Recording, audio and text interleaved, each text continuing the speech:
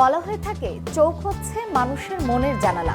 মানুষের চোখ দেখে বলে দেওয়া যায় তার মনে কি চলছে। তিন ধরনের অনুভূতির কারণে মানুষের ভ্রু উঁচু হয়ে থাকে।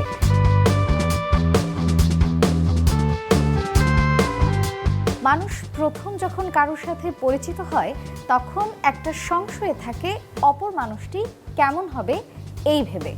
আবার পরিচয় গোপন করে কোনো উদ্দেশ্যেও কেউ কেউ অন্যের সাথে আলাপচারিতায় মগ্ন হন। এমনই নানা সংশয়, ভয়, উৎকণ্ঠা থেকে নিজেকে বাঁচাতে আজ বলবো কয়েকটি ছোট্ট ট্রিক্স।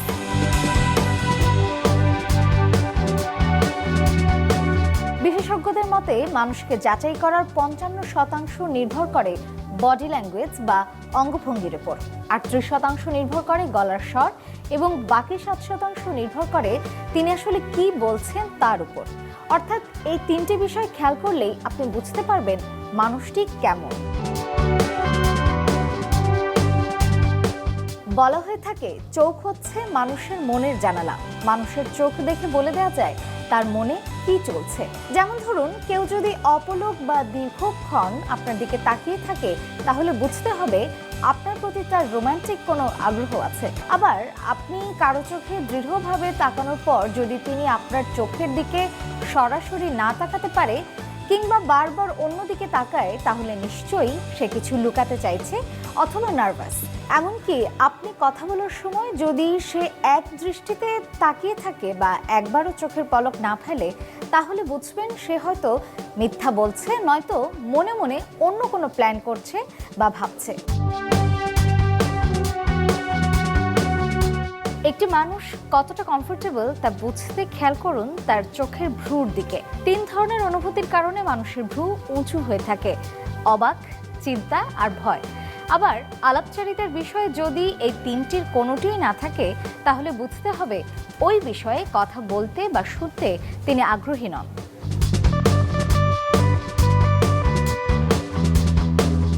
হাসির সাথে আরেকটি বিষয় জড়িত, চোখ। মানুষ ইচ্ছা অনিচ্ছায় হাসতে পারে, কিন্তু চোখ ঠিকই সত্যটা ধরিয়ে দেয়। সত্যিকারের হাসি চোখের মধ্যেও ফুটে ওঠে।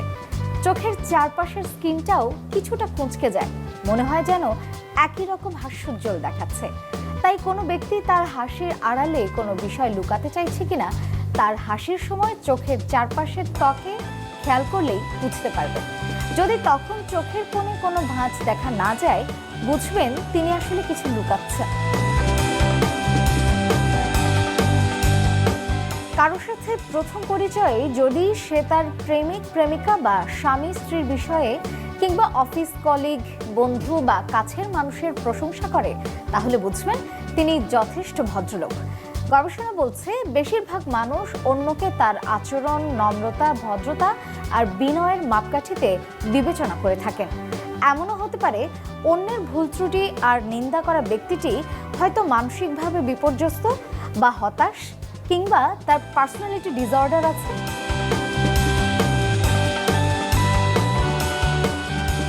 প্যারাল্যাঙ্গুয়েজ হলো কথা ছাড়া যোগাযোগের অন্য মাধ্যম, যেমন গলার স্বর, ভঙ্গি বা কথা বলার ধরন কিংবা বিনয়। মূলত এটি হচ্ছে অন্যকে নিজের কথার প্রতি মনোযোগী করার একটি অভিনব উপায়। যেমন ধরুন, যদি আপনার কথা বলার সময় কেউ থামিয়ে দেয় বা অন্য কোনো দিকে তাকিয়ে ভিন্ন কোনো বিষয়ে আগ্রহ প্রকাশ করে তাহলে বুঝবেন তিনি আপনার কথা শুনতে নারাজ অথবা ওই বিষয়ে তিনি আগ্রহী নন। সার্কাজম ব্যবহার করাও এক ধরনের প্যারাল্যাঙ্গুয়েজ হতে পারে। এক্ষেত্রে আপনাকে খেয়াল করতে হবে তার সার্কাজমের মূল শব্দ কোনটি। কেউ যদি আপনার সাথে দেখা করতে আগ্রহী থাকে বা দেখা করে তার ভালো লাগে তাহলে সে আপনার দিকে বডিলি ঘুরে চোখের দিকে তাকিয়ে কথা বলবে। আর যদি তার আপনাকে ভালো না লাগে তাহলে সে মনের অজান্তেই অন্যদিকে ঘুরে যাবে এবং দৃষ্টিও সরিয়ে নেবে। এর মানে হলো সে আপনার কাছ থেকে পালাতে চাইছে।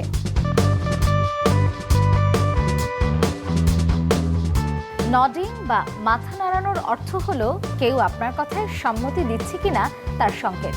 কিন্তু ঘন ঘন মাথা নাড়ানো দুশ্চিন্তা ও অস্থিরতার প্রতীক বহন করে।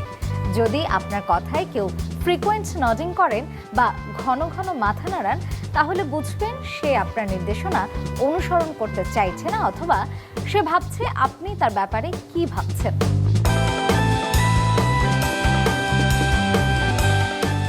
যখন কেউ কোনো সিদ্ধান্ত নিতে চান তখন তিনি বারবার তার থুতনি স্পর্শ করেন বা ঘষতে ঘষতে উপরে নিচে বিভিন্ন দিকে তাকান। এর মানে হলো তিনি খুব গভীরভাবে কিছু ভাবছেন। আবার মানুষের শক্ত চোয়াল হলো ক্লান্তির প্রতীক। হতে পারে তিনি